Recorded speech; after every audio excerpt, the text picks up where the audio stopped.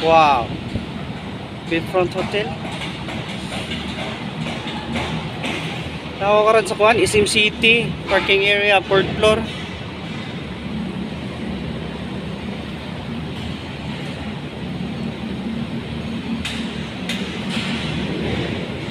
Wow, okay na.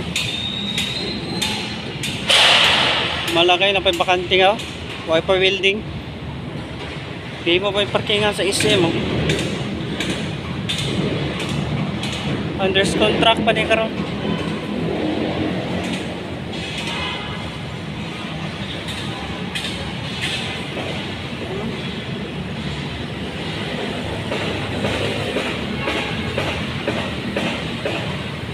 Klaro kayong per size.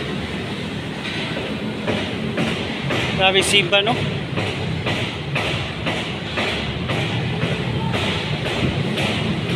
Mahal kay Radisson Blue ba? Ako dito sa parking guys. Ano, guys. Tuyok na siya. Sa nga floor, tamag 6 man siguro ni ang SM. Kaya ako naka sa 4th floor.